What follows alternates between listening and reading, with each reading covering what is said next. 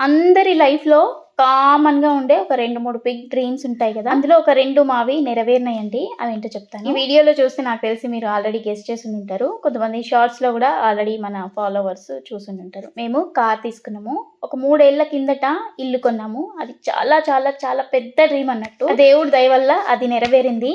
తర్వాత కారు ఇది పెద్ద ఇంపార్టెంట్ ఏం కాదు కానీ పిల్లలు పుట్టాక చాలా ఇంపార్టెంట్ అనిపించింది. జర్నీస్ చేయడానికి చాలా ఇబ్బంది అయిపోయింది. బయటికి ఎక్కడికైనా వెళ్ళాలి అంటే ఇద్దరు పిల్లలతో మేము బైక్ పైన వెళ్ళడానికి చాలా ప్రాబ్లం అవుతుంది. ఈ మధ్యనైతే మేము సరిగానే వెళ్తున్నాం కానీ ఎదురుంగా వచ్చే వాళ్ళు సరిగ్గా రావట్లేదు. 2-3 సార్లు కొంచెం ప్రమాదం తప్పిందనే చెప్పాలి. ఇంకా అది చూసిన తర్వాత కార్ ఎట్లయినా సరే తొందరగా తీసుకోవాలని చెప్పి డిసైడ్ అయ్యి 7-8 నెలల కిందనే బుక్ చేసినాం అన్నట్టు. కానీ అది రావడానికి మాకు ఇంత టైం పట్టింది. ఎందుకు ఇంత టైం పట్టింది అనేది ఈ వీడియోలో క్లియర్‌గా చెప్తాను. మేము ఒక కార్ అనుకుంటే మాకు ఒక కారు వచ్చిందన్నట్టు. అట్లా ఎందుకు వచ్చింది? ఎందుకు వెయిటింగ్ ఇంత లాంగ్ పీరియడ్ పట్టింది అనేది చెప్తాను. మేము ఏదన్నా ఇంట్లోకి చిన్న వస్తువు టీవీ ఇట్లాంటివి ఏమైనా ఎలక్ట్రిక్ ఐటమ్స్ కానీ ఇంకా ఏమైనా తీసుకోవాలి అనుకుంటే దాని గురించి ఫస్ట్ చాలా రీసెర్చ్ చేస్తారు మా వారు. చాలా మంది దగ్గర ఫీడ్‌బ్యాక్, సజెషన్స్ తీసుకుంటాడు. ఎవరెవరు కొన్నారు అని చెప్పి ఎంక్వైరీ చేసి వాళ్ళ దగ్గర ఫీడ్‌బ్యాక్స్ తీసుకొని మేము ఏం తీసుకోవాలని చెప్పి డిసైడ్ చేస్తారన్నట్టు. మరి కార్ కదా! ఎంత రీసెర్చ్ చేసి ఉండాలి.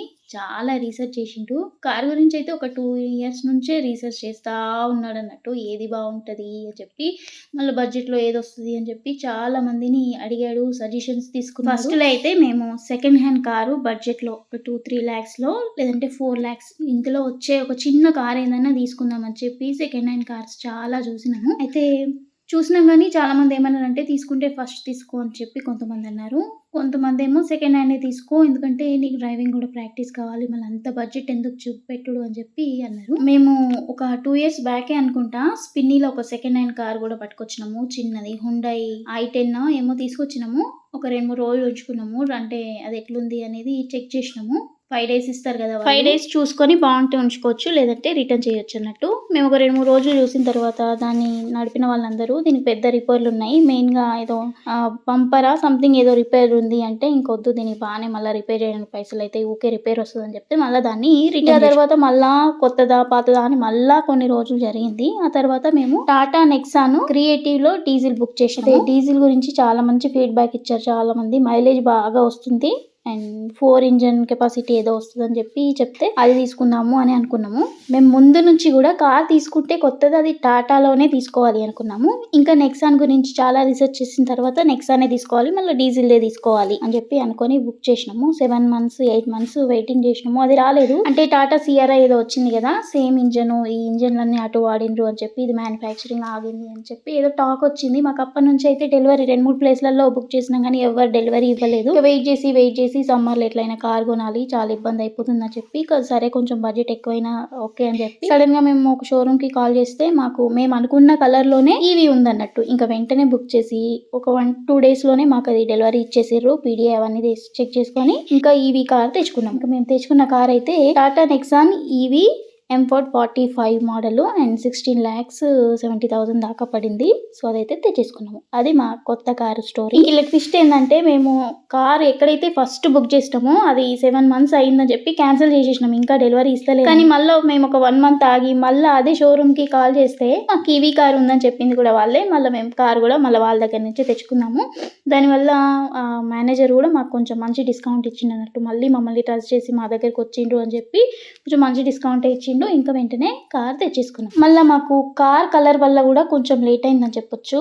ఫస్ట్ మేము మామూలుగా రోడ్ మీద బయటకు వెళ్తుంటే ఒకసారి ఆల్ట్రోజ్ కార్ చూసినాము. అది మన రాయల్ బ్లూ కలర్ మస్తు అనిపించింది కారు. ఫస్ట్ టాటాలోనే ఆల్ట్రోజ్ తీసుకుందాము అని ఎంక్వైరీ చేస్తే మా వారు బయట దానికి కొంచెం గ్రౌండ్ క్లియరెన్స్ తక్కువ ఉంటది, అన్ని ప్లేసులలో తిరగడం ఇబ్బంది అవ్వచ్చు అని చెప్పి ఫీడ్బ్యాక్ ఇస్తే అది మనం అన్ని ఊర్లకి వెళ్ళలేమేమో, పల్లెటూర్లకు వెళ్తే కొంచెం తగులుతుందేమో కింద ఎందుకులే రిస్క్ చెప్పి మళ్ళీ నెక్సాన్ కి షిఫ్ట్ అయ్యి డీజిల్ బుక్ చేసినాము. ఇంకా డీజిల్ కూడా రాలేదు. డీజిల్లో కూడా మళ్ళీ మేము రాయల్ బ్లూనే బుక్ చేసినాము. దానికోసం ఒక 7 మంత్స్ వెయిట్ చేసినాము. అది రాలేదు. ఇక చూస్తుండగా మాకు టాటా నెక్సాన్లో ప్యూర్ గ్రే కలర్ కార్ బాగా అనిపించింది. బ్లూ కన్నా కూడా గ్రే కలర్ బాగా అనిపించి మళ్ళీ సరే అది ఎట్లాగో కలర్ వస్తలేదు కదా మళ్ళీ ఈ కలరే బాగుంది కదా అని చెప్పి మళ్ళీ ప్యూర్ గ్రేకి మళ్ళీ బుక్ చేసి ఒక 2-3 ప్లేస్లలో బుక్ చేసినాము.